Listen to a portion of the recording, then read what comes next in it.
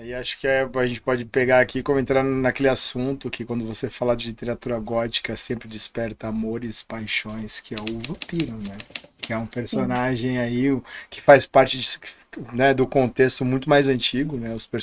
Os vampiros do mundo antigo, os vampiros da Idade Média. Se você ter cemitérios com vampiros enterrados na Polônia, na França, né? E de repente Drácula e Carmila. Né, que acho que são os primeiros. Sim, sim. E criaturas fantásticas, né? Nós temos vampiros até hoje, então alguma coisa de mágico, de aterrorizante, ele move alguma coisa. O vampiro, ele move emoções dentro do ser humano. Se não movesse, ele não estaria aqui até hoje. Sabe uma coisa interessante no vampiro? Você falando que move algo no ser humano, eu acho que de todos esses monstros, né, eu gosto muito do Frankenstein, mas o vampiro é sedutor, né? Total. O vampiro é aquele que seduz. E ele não tem fronteira, não tem limite, né? Ele seduz. Na caça, é aquela caça sedutora. E meio que o superpoder não se encaixa bem aqui, mas meio que o grande poder mesmo, a grande habilidade do vampiro é seduzir, porque ele é um caçador noturno, né?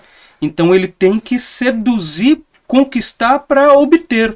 Né? E é uma coisa totalmente carnal, né? Uma coisa de desejo mesmo, né? Uma coisa de querer possuir. E, sobretudo, ele desafiar o maior medo da humanidade, que é a morte.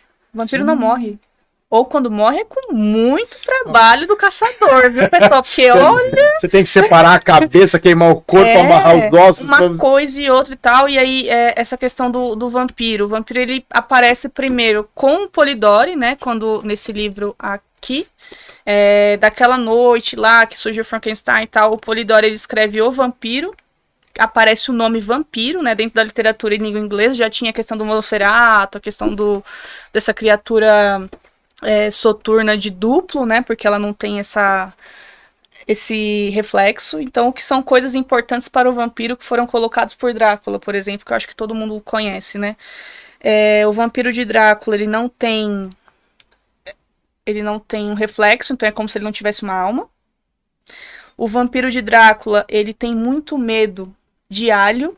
Mas por que medo do alho? Porque já naquela questão antiga, medicinalmente, o alho ele ajudava aquele fedor de putrefação, então era colocado junto aos corpos e também era utilizado em vários remédios, né? Vários ungüentos lá que eles fazem. Então tinha um alho, então colocaram alho contra o vampiro também. Então a questão do reflexo, a questão do alho e a questão dele odiar qualquer coisa que fosse símbolo cristão. E esses três nortes aqui surgiram com o Drácula. E em Carmila surgiu a questão da estaca.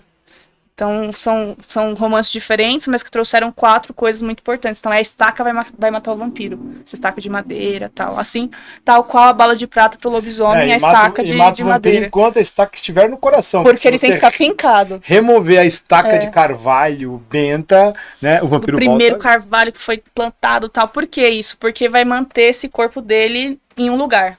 Esse um lugar, provavelmente, o caixão, que é onde ele mora. O vampiro mora no caixão, gente, ele dorme no caixão, o que é isso? Como não amar essa criatura? É uma criatura maravilhosa.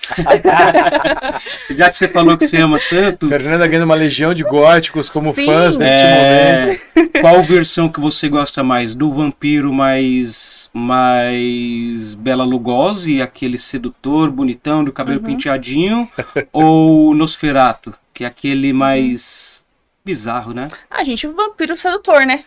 O vampiro sedutor vem demais. Como já fala, né? Sedutor. Sedutor vem demais. Olha aí onde nós chegamos com Anne Rice. Que é muito importante também ela para a literatura de vampiro, para manter toda essa sedução, essa questão da sexualidade. A mulher vampira também tem uma sexualidade muito importante. Acho que é um dos lugares do vampiro também é esse, de permissão para várias coisas. E que é uma coisa, eu acho que contraditória, porque é um personagem que se perpetua tanto tempo, numa sociedade que cada vez mais é LGBT-fóbica, e ninguém se importa com essa sedução que o vampiro exerce sobre qualquer ser humano. Qualquer ser, né? O vampiro tá tipo assim, pro vampiro Vamos, todo mundo, não importa. Bateu o sol, tem sombra. Eu tô gostando mais do vampiro, porque ele é inclusivo, né? Ele é inclusivo.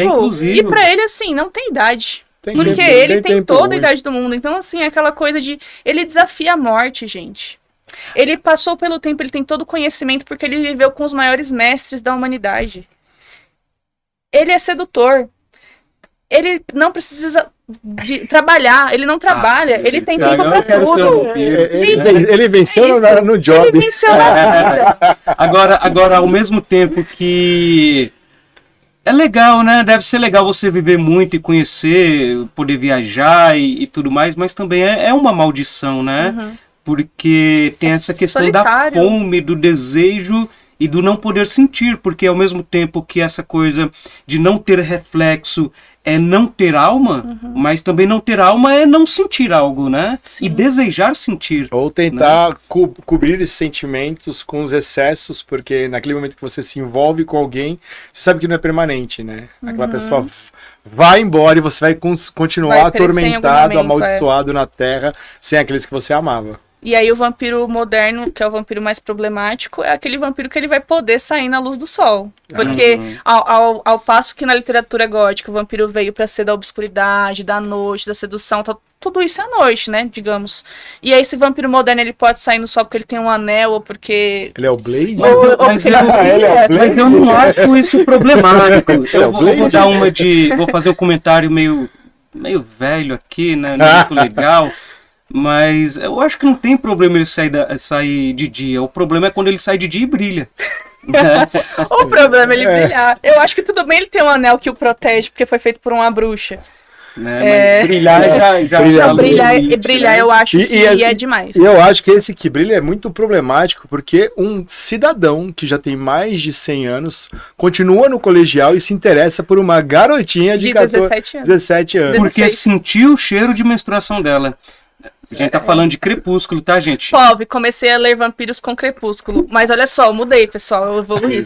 Mas, ó, comentários à parte, eu acho que tudo é válido, né? Com certeza. As literaturas estão aí, nenhuma vai apagar a outra, e aí você pode começar lendo coisas não tão boas e partir para coisas melhores. É uma introdução para as coisas. Um julgamento melhor, tipo assim, você compreende o porquê um vai ser, não melhor do que o outro, porque literatura é literatura, mas o que é mais válido para você... E o que deixa de ser. Então, por exemplo, eu li romance por muito tempo. Romance romântico. E os clássicos eu comecei a ler muito depois. Eu lia com 16 anos, parei e voltei com 20 e tantos. Então, agradeço aos romances românticos que eu li por muito tempo, porque fizeram a leitura que eu sou hoje, né? Então, leiam, pessoal. Comecem a ler, não importa o que. Quer dizer, às vezes depende do que você vai ler. Mas, vamos deixar algumas indicações para vocês, tá? Já foram várias. Vão ter legal. Mais. Não temos preconceitos literários. Agora, falando de eternidade, falando da beleza do vampiro, né? Tem outro livro da literatura gótica que comunica bem com o vampiro, mas ele não é exatamente um vampiro, né? Que é o quadro do Dorian Gray, né? O retrato de Dorian Gray, né?